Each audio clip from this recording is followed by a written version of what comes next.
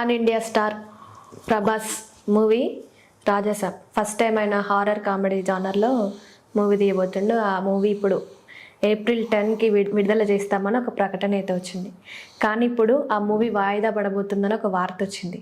అందులో నిజం ఎంత ఉందంటారు? యాక్చువల్గా ఈ పుకార్ ఎక్కడ పుట్టిందో చెప్పనా, ఇదేంటి మన కల్కి సినిమాని జపాన్లో రిలీజ్ చేద్దాం అనుకున్నారు.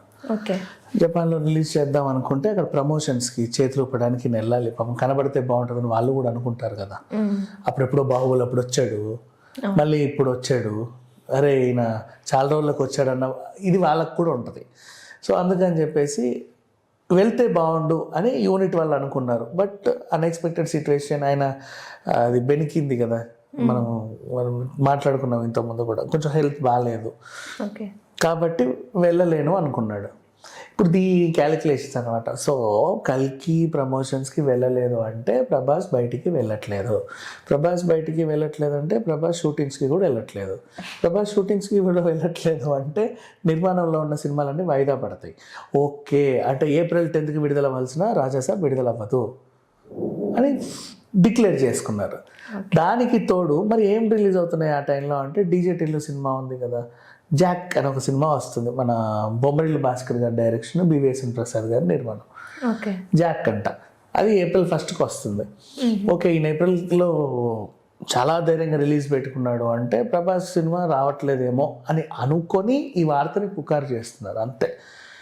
బట్ రాజాసాబ్ అనుకున్న టైంకి వస్తే రావచ్చు. పుష్ప రాలేదమ్మా మనకి, ఆగస్ట్ నుంచి పోస్ట్పోన్ చేసే టైంకి రిలీజ్ చేసుకున్నారు కదా.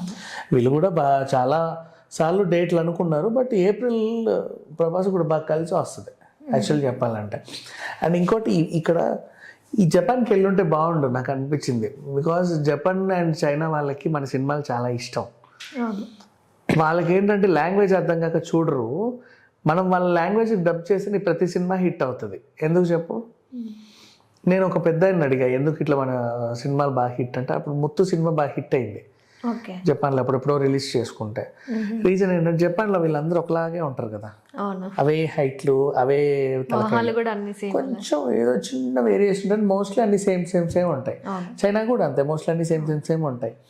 మన ఇండియాలోనే డిఫరెంట్ మొఖాలు, డిఫరెంట్ ముక్కులు, మూతులు, different hair styles, colours, shades ఇన్ని ఉంటాయి.